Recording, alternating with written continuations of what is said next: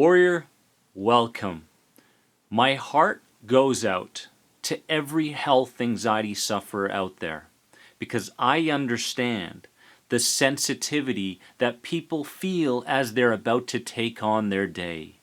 How are other people going to respond to my sensitivity? How am I going to get through the day with these symptoms that I'm feeling? So I understand the catastrophicness that's going on in your mind and in your body right now, but I want to share a couple things with you today. I want to share the things that you must not do, the things that you must replace with other more productive things in order for you to tap into healing anxiety for good. We're not here to cope. We're not here to manage. We're here to dig and find the answers so that they can take us to a place that we deserve to be. And that is called inner peace and straight up love. The first thing that a health anxiety sufferer must stop doing is to stop convincing others of your possible current or future illness. I get these emails all the time. People trying to convince me that their current challenges, their physical, mental, emotional challenges are so different than everybody else's. And that they're on their path, on their way to manifesting some kind of a physical ailment. I've been there. I've been there because the interpretation of what you're feeling is so in line with what other people have experienced as physical illness. And the internet truly can be a magnificent place for you to begin your healing through anxiety, or it can be a horrendous nightmare if you choose to succumb to things like Googling your symptoms and hanging around chats and forums that only speak towards reassurance seeking. So we must stop convincing others that we have or will manifest a physical ailment because nothing could be farther than the truth. Number 2 is you must stop looking for more professionals in the hopes of a new answer. I was going from doctor to doctor, emergency to emergency, just trying to find out whether there was the real answer to what I was going through. It couldn't be as simple as anxiety. It couldn't be as simple as emotional distress and sensitized nerves and past emotional traumas that are showing up in my present life. It can't be that simple. It's got to be something physical. So you'll see a lot of health anxiety sufferers go from professional to professional, seeking the answer that they believe is truth to them, when in fact, the truth is the answer that has already been given to you. And so we must get to a place where we understand how the mind, meaning the mental and the emotional bodies, contribute to the physical body.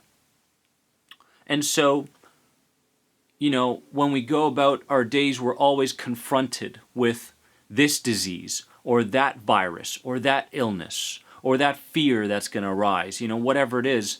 And we start to feel like we are a victim and we are going to succumb to the same thing. I urge you to stop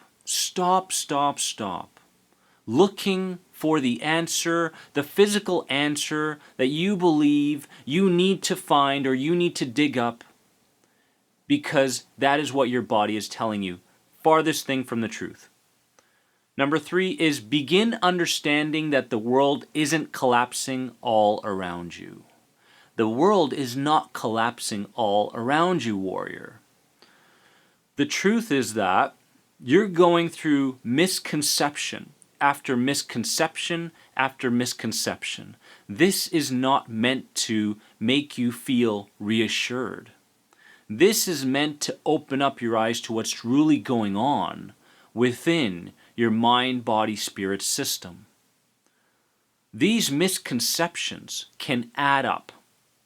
And when they add up, the person begins to feel like no matter what they touch, no matter what they encounter in their days, it's going to go false, it's going to go bad. And you begin to limit yourself in such a way that prevents you from tapping into your divine, your higher self. Because the more you attach yourself to catastrophic ideas, the more you succumb to thinking based on how you feel, the farther and farther you get from how you truly are. Number 4 is to replace the fear of sensations with love for the wounded child within. Health anxiety is no different than any other form of anxiety. There is a wounded child within, and that wounded child is showing up as sensitivity. They are crying, meaning sensations. They are scared of the environment, meaning sensations. They are being reminded of past emotional traumas. They are being reminded of their authority figure, their development figure, whether that be mom or dad. They are sensitized. Your body is letting you know which emotional traumas are still being looked at as emotional trauma. So I want you to understand that your sensations, your symptoms, your feelings are a result of the wounded child within that has gone through so much, that has gone through abandonment, that has gone through fear, that has gone through a lack of love, a lack of understanding, and it is showing up now. Do you understand that? How are you responding to the wounded child when it shows up? Would you treat your own children that way? I don't think so. So why are you treating yourself that way? The 5th thing is to stop believing that you can't afford to relax. I was there. I can't afford to relax. I must be in constant sensitivity. I must be constantly stimulated. I must pair everything to something negative because it keeps me in a safe spot.